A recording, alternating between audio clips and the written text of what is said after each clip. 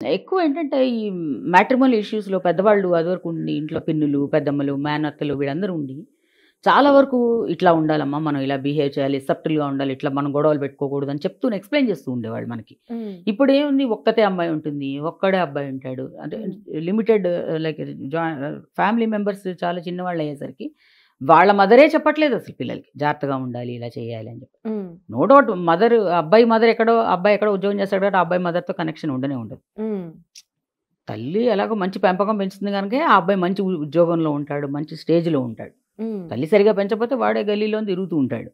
So వాళ్ళని అనడం అని కాదు, కానీ ఈ మదర్స్ ఎక్కువ నా అబ్జర్వేషన్‌లో ఈ మధ్య ఏంటంటే మదర్స్ రోల్ అన్నెసరీగా ఎక్కువైపోయి, ఇంటర్ఫీరెన్స్ ఎక్కువయ్యి చాలా వరకు మ్యారేజెస్ ఫెయిల్ అవుతున్నాయి. ఇప్పుడు కూడానా? ఖచ్చితంగా అమ్మ. ఓకే. ఆ అమ్మాయి ఒక సాఫ్ట్‌వేర్ కంపెనీలో వర్క్ చేస్తుంది. She earns 12 lakhs package. ఆ అబ్బాయి he works in a software company. He earns 15 lakhs. So is working since 4 years అనమాట ఇన్ ఏ కంపెనీ. ఎంగేజ్మెంట్ అయిపోయింది, అంత ఎవ్రీథింగ్ వాజ్ వెల్.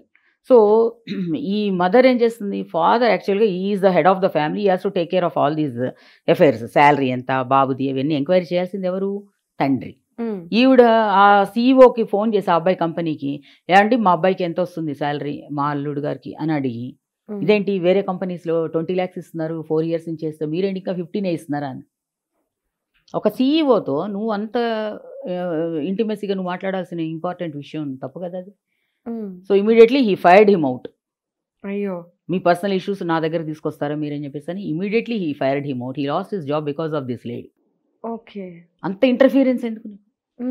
ఇప్పుడు మీకు ఇష్టమయ్యే ఎంగేజ్మెంట్ చేసేసుకున్నారు కదా, నీకు 15 అని తెలుసు, ఈ పిల్లకి 12 అని తెలుసు, బట్ అక్కడతో ఫుల్ స్టాప్ పెట్టలేదు ఆవిడ. షీ అన్నెసర్లీ ఆ మ్యాటర్లోకి ఇన్వాల్వ్ అయ్యి అనవసరంగా పాపం. ఎంగేజ్మెంట్ అయిన తర్వాత ఇద్దరు కలిసి డైవర్స్కి ఆ క్యాన్సిలేషన్కి వచ్చారు. నా దగ్గర కంప్లైంట్ వచ్చింది, మేడం ఇట్లాగా ఎంగేజ్మెంట్ చేసుకున్న తర్వాత ఈ అబ్బాయి పెళ్లి చేసుకున్నాడు, అబ్బాయికి ఉద్యోగమే లేదు, ఇప్పుడు ఏం చేసుకుంటాడు, ఇంకా ఏం చేయాలి అబ్బాయి పెళ్లి చేసుకుని, నీ వల్లే కదా ఉద్యోగం పోయింది అబ్బాయికి.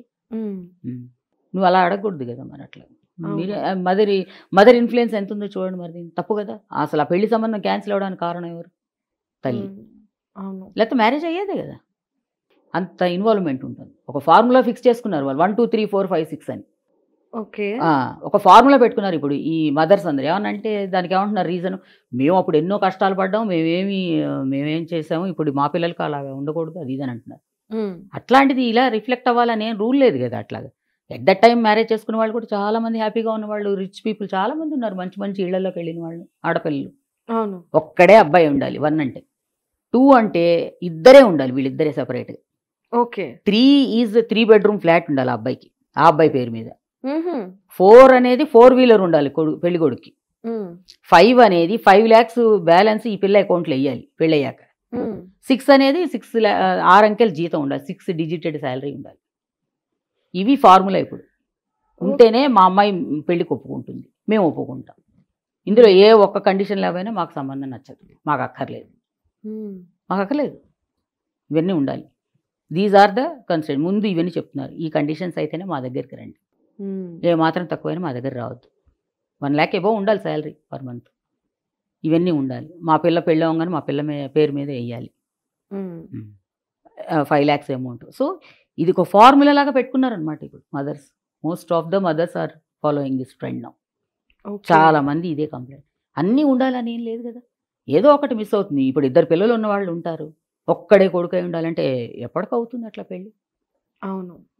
ఇన్ని కండిషన్స్ పెడితే కానీ ఇందులో ఏ ఒక్కటి మిస్ అయినా మా అమ్మాయి ఒప్పుకోదండి, పిల్ల మీద తోసేయడం. ఇప్పుడు జనరల్గా నచ్చ చెప్పాలి, అందరిలోనూ ఇలాంటివే ఉండవు కదా అందరి ఇళ్లలో.